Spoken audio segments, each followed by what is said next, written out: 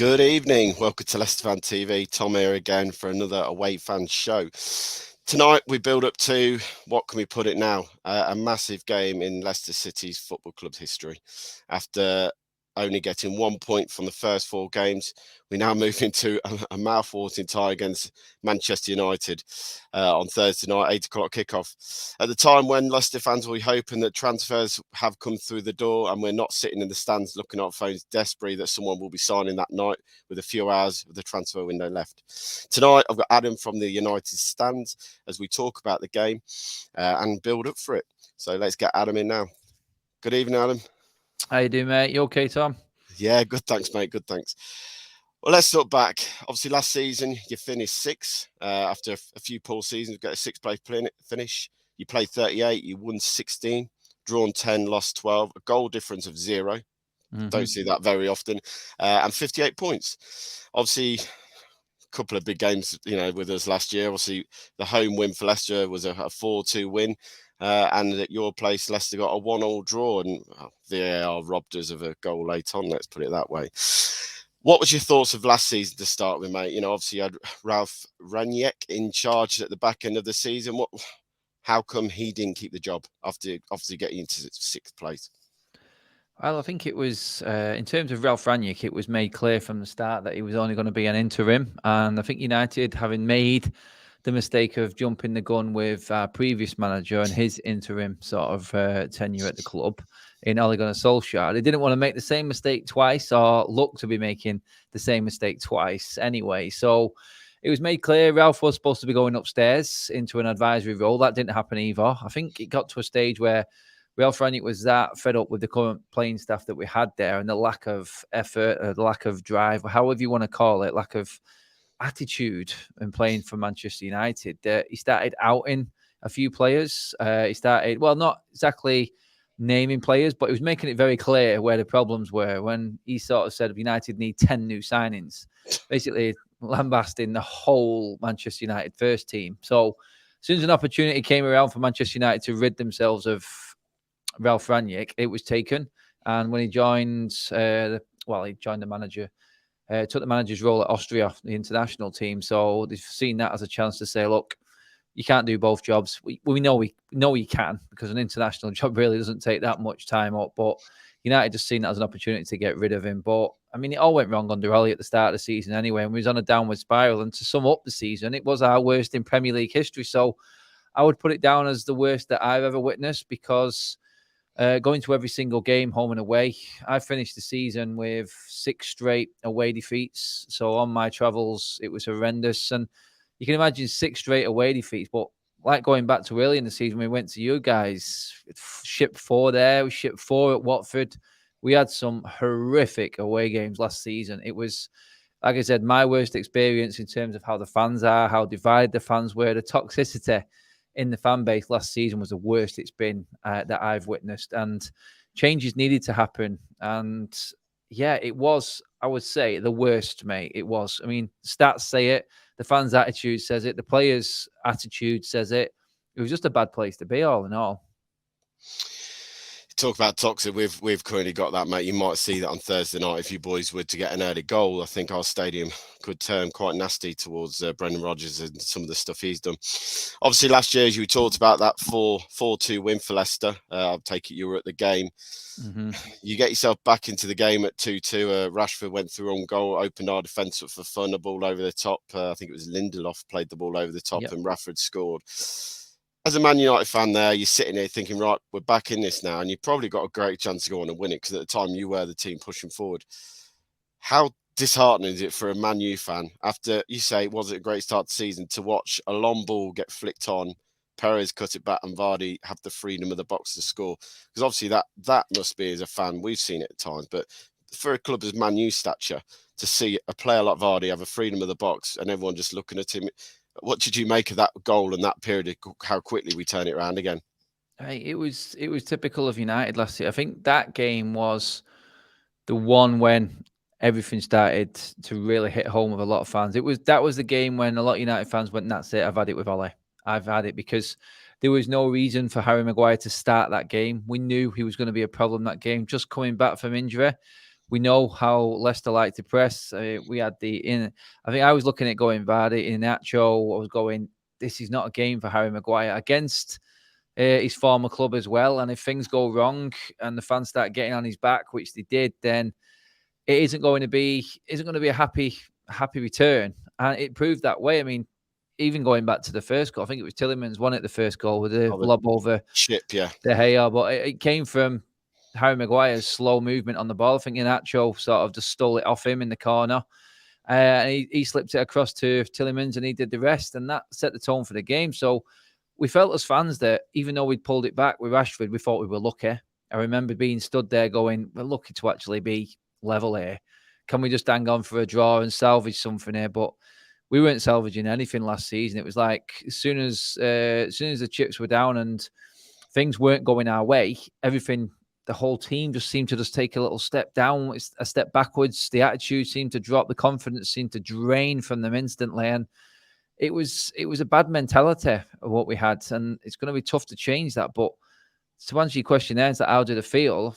In a way, it was weird because we weren't surprised. We just wanted to get out of there when Rashford scored that goal. It's like any minute left is a chance that United were going to blow it.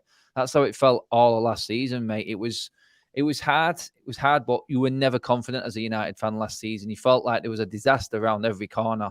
And that's why we were never safe. It was like we'd be 3-0 up thinking, oh, we may need a forfeit to get by. But you've seen the goal difference. The goal difference pretty much said exactly how I feel.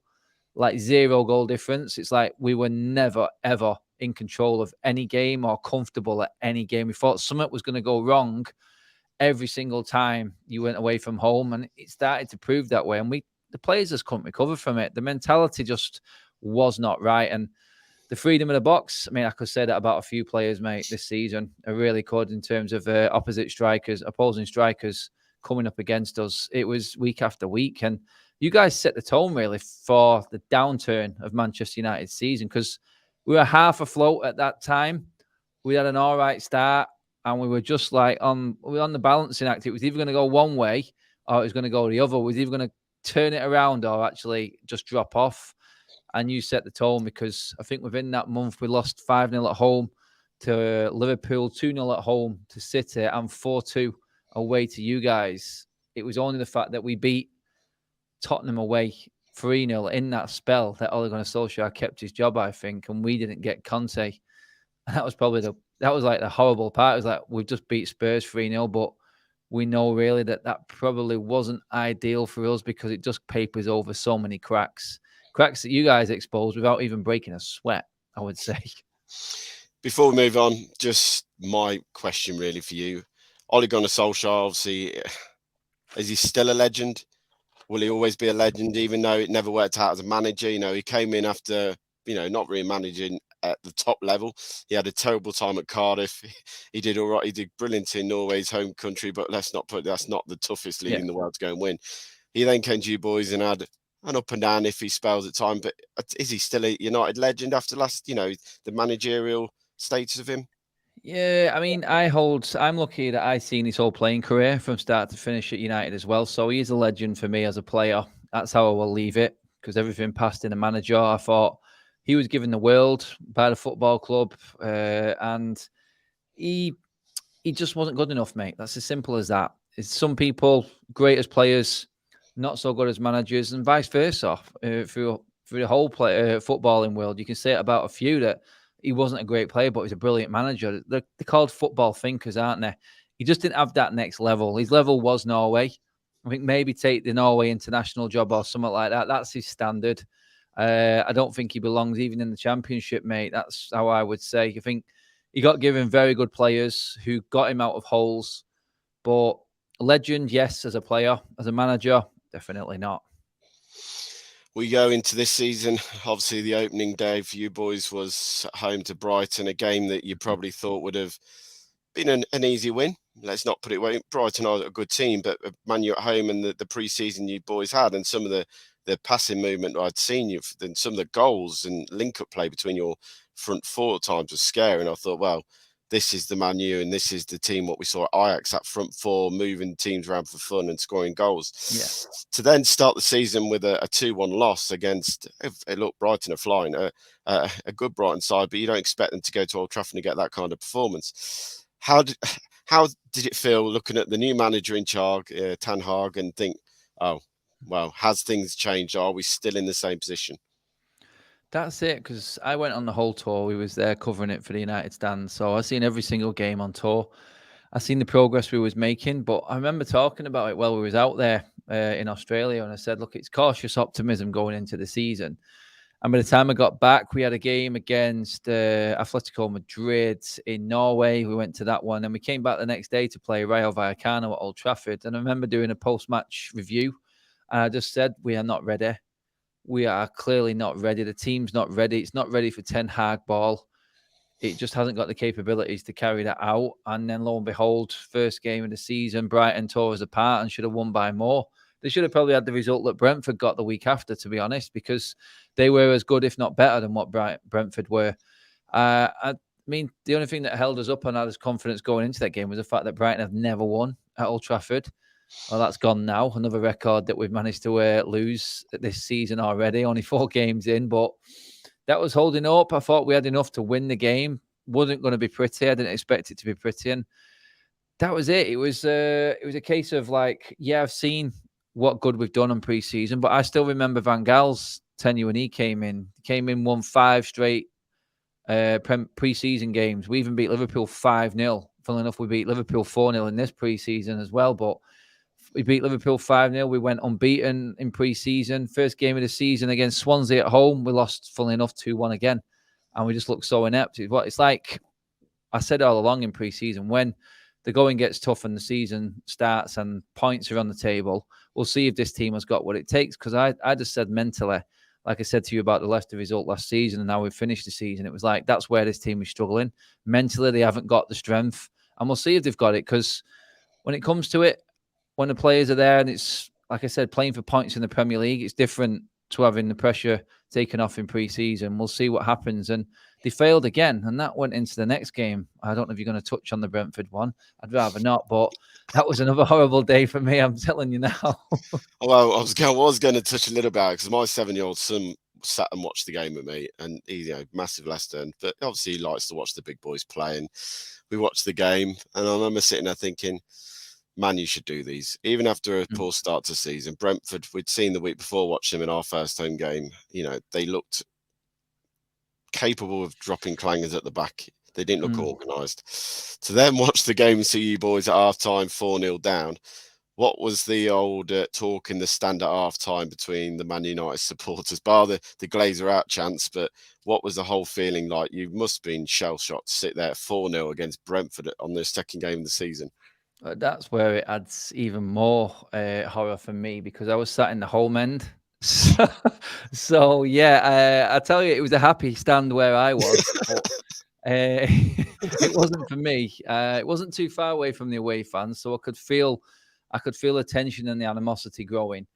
It got to a stage where the fans were just singing because they were singing for the sake of it. There was nothing happening on the pitch, and they're just giving up. And you know what? Sometimes when it gets that bad, all you can do is just support and do your bit as a fan. Just have a laugh with your mates, because there was nothing coming back from the players at all.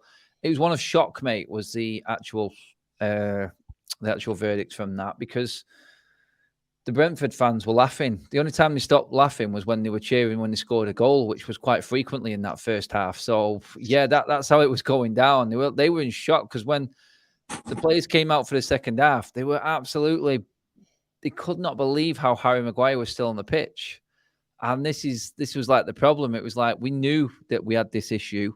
We knew that there was favourites under Solskjaer. Ranić didn't really have much power. And the same players were just being rewarded for mediocrity and were playing week in, week out. They was never held accountable for poor performances. And that's where the fans were like, when are we going to see this change? And luckily, from the Brentford game, we had that 9-day break because we played on the Monday night against Liverpool. And it just looked like Ten Hag had just gone, I'm not going to be that same fall guy. And he went back to basics. He realised he could not play Ten Hag ball. He needed to change it up.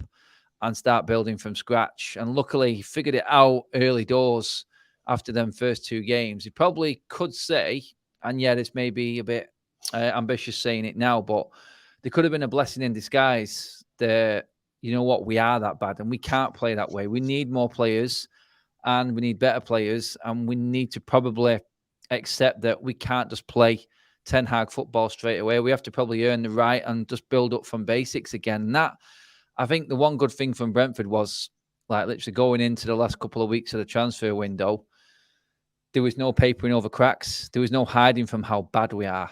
And that carried on from last season, because that was defeat number 7 in a row for me, Tom, mate. So I was like, right, okay, enough is enough. This is the worst away form since 1936. Surely they had to be looking at this now and they need to make changes. And you know what? Even without the signings that we have just made, the fact that he dropped Shaw, Maguire, Ronaldo, these type of players, said a lot to the United fans. It was like, right, finally. And then he did it again in the next game. And that was like, right, okay, now looks like we've got a manager who doesn't care about price tags, egos, image rights, or whatever it is. He's just going to play the team that he knows is going to best perform for him. And that is probably where I would say, you know what, that Brentford game was probably a blessing, although it felt horrific at the time. I think that really, mate, was what we took from that game. It was like, right, let's see what this club does now, because we are in the pits. This is not getting any better anytime soon. We need change and we need it now. Obviously, before the Liverpool game, you had that 9-day break you talked about, and sometimes that can be good, sometimes it can be bad, but it sounds like good. Before the game, before you got that fantastic result against Liverpool and a fantastic performance, let's not get it wrong, you battered Liverpool, and it should have been by more goals in some sense. What were your feelings before kickoff? Were you worried? Yeah. Were you thinking, what is going to happen today? Obviously, the team came out and you saw there was no Maguire, sure. What was still your feelings before that win in that game? Because you played brilliantly as a team that night. Yeah, that was it. That was like the big change moment. That, because I said then with the players that weren't playing, I went into the game not knowing the team lineup, thinking, coming off the back of 9-0 on aggregate from Liverpool last season, 5 and 4-0. We'd not beaten them, I think, in 12 games. That's how long it was in the Premier League that we'd not got a result against them. You're automatically thinking the worst, because they are one of the most potent and deadliest forces in European football, especially the front line.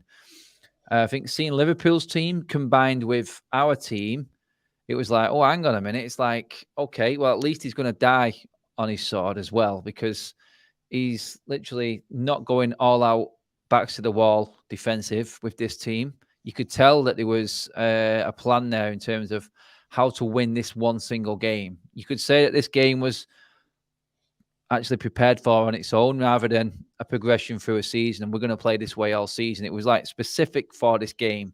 And you could tell by the way we set out that we was never going to be able to keep up that energy level and that work rate. We were dying at 70 minutes, literally.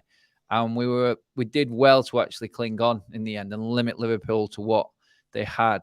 I mean, their goal was rather lucky in terms of deflections and ricochets to Salah, but I thought we deserved everything that we took in that game. And that, for me, was like, coming out of that game, was like, wow, we won a game and we actually deserved to win the game. That was like a first in a while. And I think, before the game, I gave us absolutely no chance. I think I said 3-1 to Liverpool.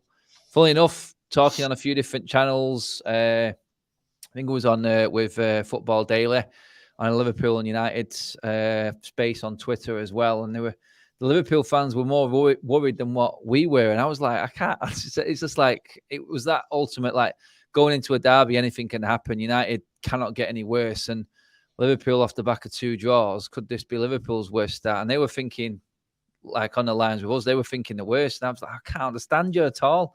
Look at your team. Look at how you're playing. Anyway, it turned out to be that they were right in the end. They knew something wasn't quite right with their team. And to be fair, they've just done the reaction that we did by getting beat by United. They've come out with a reaction that we've seen this weekend. Sometimes that type of game, if you get it early enough, it can just focus you even more. I think we did them a favour as well, to be honest, because they switched on all of a sudden now. But I was fearing the worst before that game. Honestly, Tom, it was like, oh God, how many? And you could tell the tone in the first 10, 15 minutes. It was like, okay, this isn't going to be the typical game that we've seen over the last few months from United. Something had changed, and you have to put that credit down to Ten Hag. And he was the one who put that team out. He was the one who played the players that were, well, Malacia's first game at Old Trafford against Liverpool, big call. Martinez at the back with Varane, no Maguire, the captain, another big call. No Ronaldo, the superstar, massive call. So he put his neck on the line, and I think United fans appreciated that, and it paid off for him, thankfully.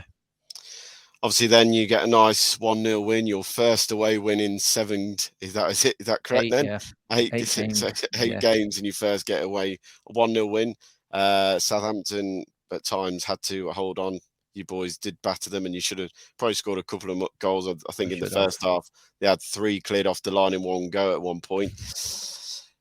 Obviously, now the summer came, and you've signed a lot of players in some ways, but you've signed some big name players. Obviously, there's talk that Anthony's going to sign for 70 million, I think it is, or 80 million. 85. 85 over the next few days. Martinez signed a very small centre half. Be interesting to see how he gets on when balls are played a bit over the top of him. Obviously, Leicester will probably look at that on Thursday night. You signed Casemiro. I mean, you signed some, and then you look at it and you got Christian Eriksen on a free transfer. And for me, what on his day, probably one of the best midfielders in the Premier League. He can make things happen. What have you made of all these signings? Obviously, I think there's talk of Debraka coming in as another goalkeeper for you in the next 24 hours. What have you made of your summer signings? And obviously, you've let players go. The big question: are you Ronaldo in or Ronaldo out of this club now? Has his time come and gone for United? Yeah, this is the key now, because on paper you would look at it and go, this has been a very good summer for United. Very, very good summer. We're creeping up to close to $250 million spent. And obviously there's the Glazer out movement at the moment and everything like that. But like, this could have been done so much earlier for so much less in the transfer window. I mean, Ten Hag went on tour, had a full pre-season with one signing, basically, in Malacia. Why weren't these signings signed, sealed and delivered if the money was there before the season started? Why don't we give Ten Hag the best opportunity to hit the ground running against the likes of Brighton and Brentford? But like I said, the players that we brought in 6 with Debraka now and Antony. 5 of them are players that go right into the first team. So you can't complain about that. You're coming off the back of the worst Premier League season we've had in our history, and you're changing half of the team. You would say, as a United fan, I've got to accept that as a positive, and you've got to really class the window as a good one on paper.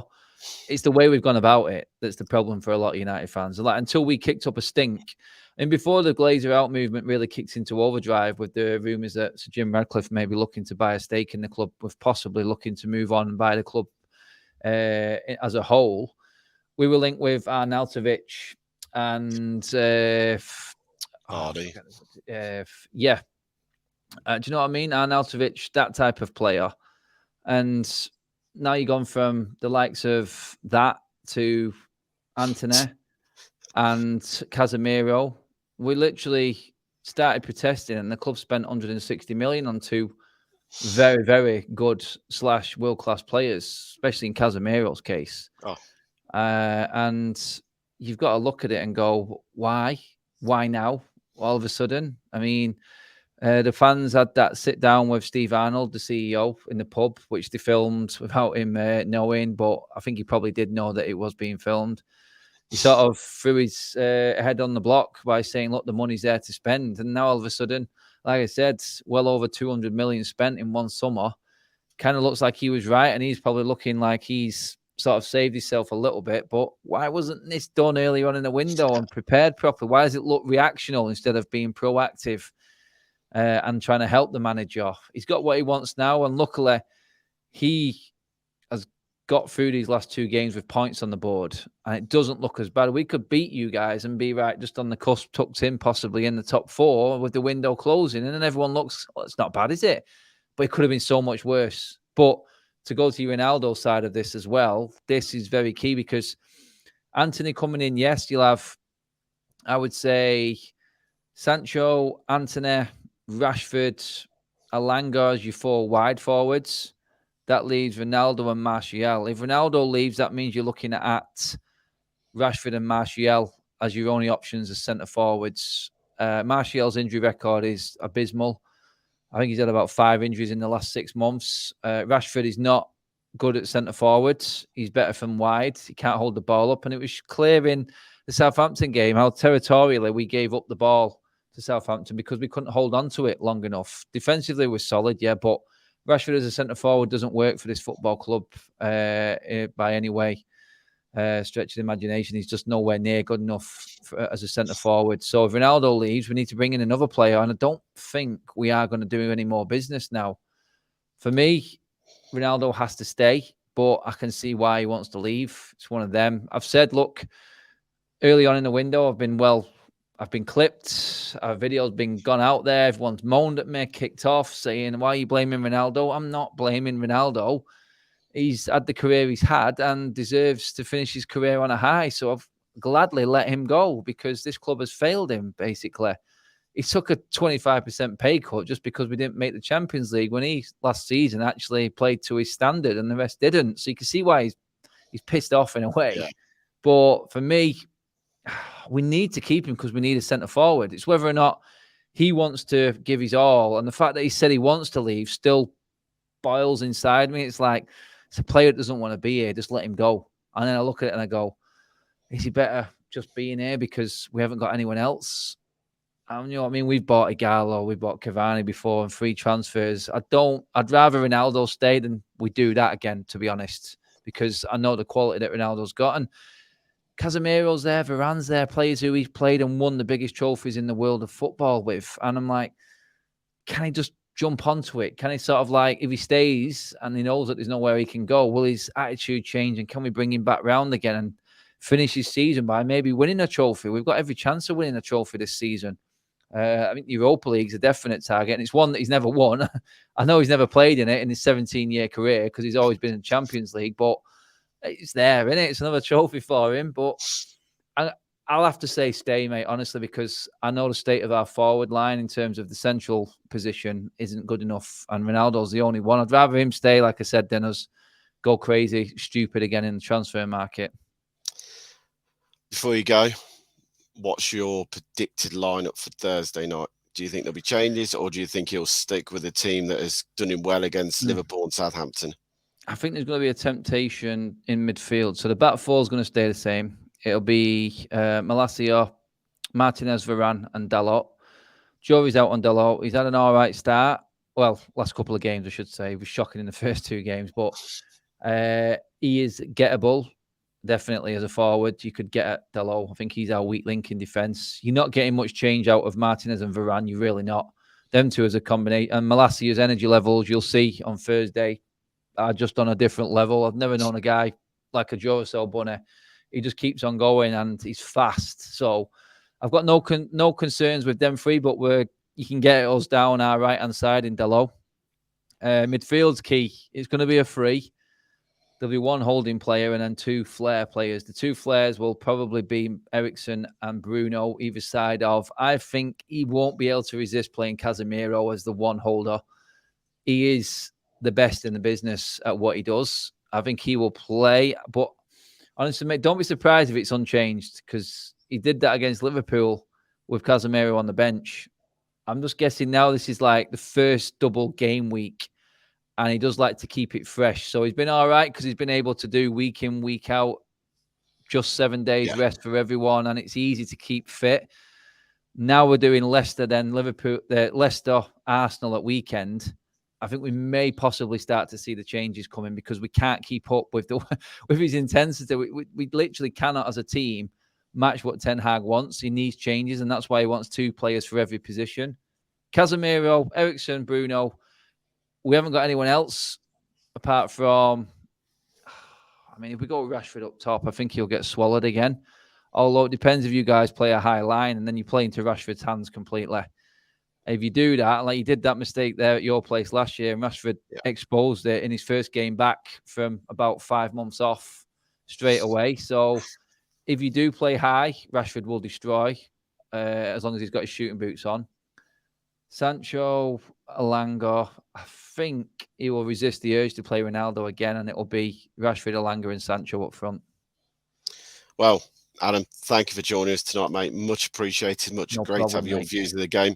Are you at the King Power on Thursday night? Yeah, enough. It's a mental day for me because I'm actually working for Sky Sports News on deadline day in London, and then I'm driving up to the King Power on the way back to Manchester to do work there. And yeah, I will be at the King Power on Thursday. I need my luck to change at that stadium. I've got bad memories, so hopefully it will be a good day.